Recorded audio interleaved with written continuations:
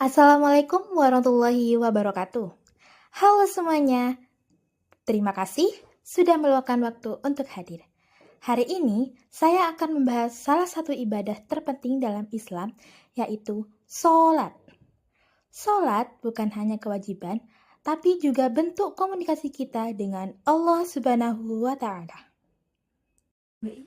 Fikih secara bahasa berarti pemahaman yang mendalam, sedangkan secara istilah fikih adalah ilmu yang mempelajari hukum-hukum syariat Islam yang bersifat amaliyah atau praktis, yang diambil dari dalil-dalil terperinci seperti Al-Quran, hadis, ijma, dan juga qiyas.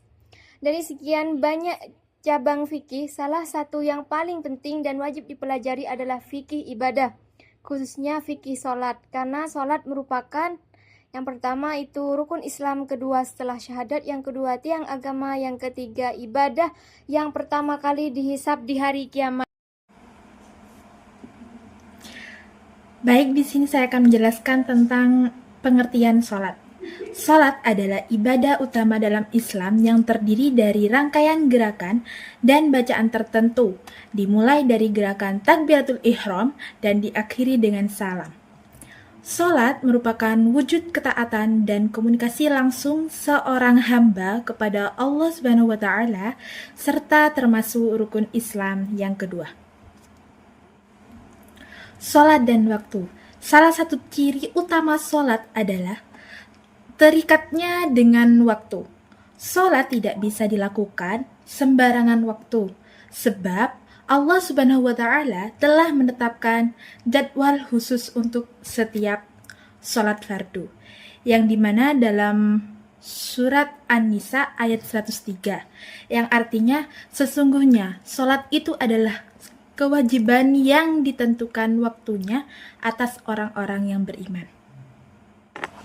Salat 5 waktu adalah salah satu kewajiban utama dalam Islam yang harus dijalankan setiap muslim. Salat 5 waktu dibagi menjadi 5, diantaranya yang pertama salat subuh, dilakukan sebelum matahari terbit, biasanya sekitar pukul 4.30 sampai 5.30 pagi. Dan yang kedua salat duhur, dilakukan ketika matahari telah mencapai titik tertinggi, biasanya sekitar pukul jam 11.30 sampai 12.30 siang. Dan yang ketiga, yaitu sholat asar, dilakukan ketika bayangan suatu benda sama dengan panjang benda itu sendiri, biasanya sekitar pukul 15.30 atau bisa disebut dengan jam 3 pagi sampai jam 4 sore. Dan yang keempat, yaitu sholat maghrib, dilakukan setelah matahari terbenam, biasanya sekitar pukul 18 sampai 19 petang.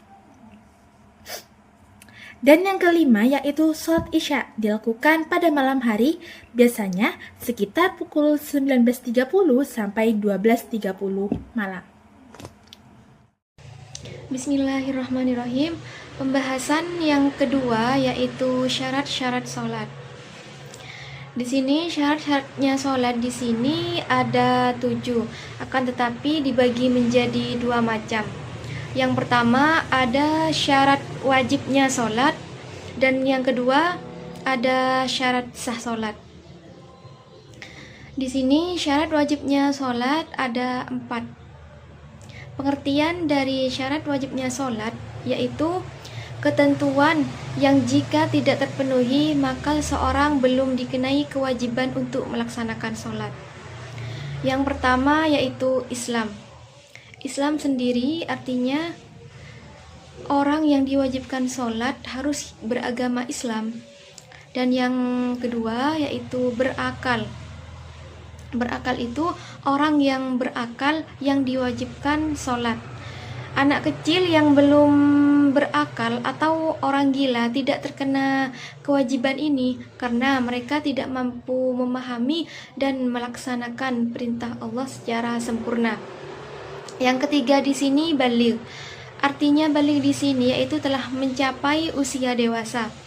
Kalau laki-laki itu biasanya ditandai oleh mimpi basah, sedangkan kalau perempuan yaitu haid. Dan yang keempat di sini mengetahui waktu sholat. Artinya seseorang wajib sholat ketika telah mengetahui bahwa waktu sholat sudah masuk. Selanjutnya di sini syarat sahnya sholat. Artinya dari syarat sahnya sholat yaitu hal-hal yang harus dipenuhi agar sholat yang dikerjakan dianggap sah menurut syariat. Di sini ada 3. Yang pertama yaitu menutup aurat. Menutup aurat artinya bagian tubuh yang wajib ditutupi saat sholat. Untuk laki-laki itu adalah antara pusar sampai lutut. Sedangkan untuk perempuan seluruh tubuh kecuali wajah dan juga telapak tangan. Yang kedua di sini bersuci atau toharoh. Sebelum sholat, seseorang harus bersih dari hadas kecil dan besar. Ini dilakukan dengan wudhu, mandi besar atau tayamum bila tidak ada air. Juga harus suci dari najis pada badan, pakaian, dan juga tempat sholat. Dan yang terakhir yaitu niat. Niat adalah kesengajaan dalam hati untuk melaksanakan sholat karena Allah letaknya di dalam hati. Dan disunnahkan diucapkan secara lisan. Niat harus jelas sholat apa, berapa rakaat, dan karena siapa. Hal-hal yang membatalkan sholat, yang pertama yaitu berbicara atau tertawa. Sholat adalah ibadah yang penuh kehusyuan kepada Allah. Jika seseorang dengan sengaja berbicara atau tertawa saat sholat, maka sholatnya batal. Yang kedua yaitu makan dan minum. Makan atau minum meskipun hanya sedikit selama sholat itu membatalkan sholat, karena aktivitas makan dan minum ini bertentangan dengan sifat sholat yang khusyuk dan terfokus kepada Allah. Bahkan menelan sisa makanan di sela-sela gigi secara sengaja juga dapat membatalkan sholat. Yang ketiga yaitu mengubah arah kiblat. Menghadap kiblat itu adalah syarat sahnya sholat. Jika seseorang berpaling dari arah kiblat secara sengaja tanpa sebab yang dibenarkan, seperti dalam keadaan darurat, maka sholatnya itu batal. Namun jika berpaling karena lupa atau tidak sengaja, maka tidak langsung membatalkan, tergantung pada tingkat kesalahan dan kesadarannya.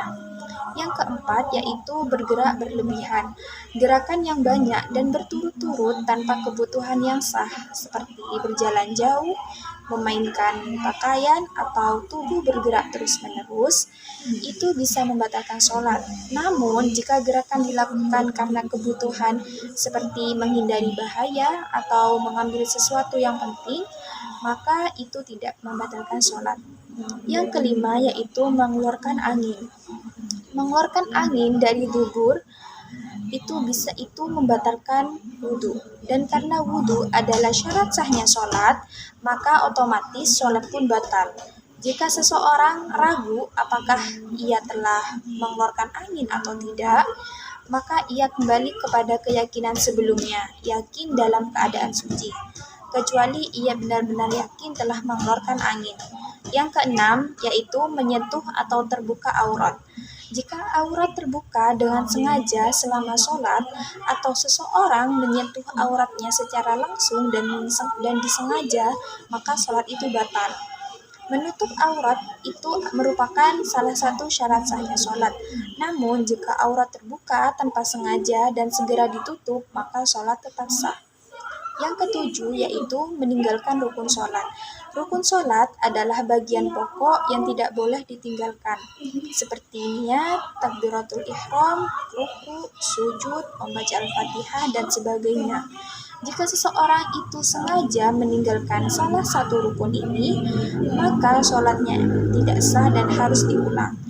Bila lupa, wajib mengganti bagian yang terlupa sebelum melanjutkan. Kesimpulan dari pembahasan ini yaitu, sholat merupakan ibadah utama dalam Islam yang terdiri dari rangkaian ucapan dan gerakan tertentu sebagai bentuk ketaatan dan penghambaan kepada Allah Subhanahu wa Ta'ala. Dalam pelaksanaannya, terdapat dua hal penting yang harus dipahami, yaitu syarat wajib dan syarat sahnya sholat. Syarat wajib sholat adalah ketentuan yang menjadikan seseorang dikenai kewajiban untuk sholat, yaitu beragama Islam, berakal, baligh, dan mengetahui waktu sholat. Dan syarat sahnya sholat adalah hal-hal yang harus dipenuhi agar sholat yang dilakukan itu dianggap sah menurut syariat, seperti menutup aurat, bersuci dari hadas dan najis, memiliki niat, menghadap kiblat, serta mengetahui waktunya sholat. Dengan demikian, memenuhi kedua syariat ini, maka seseorang muslim dapat melaksanakan sholat dengan benar sesuai tuntunan agama Islam.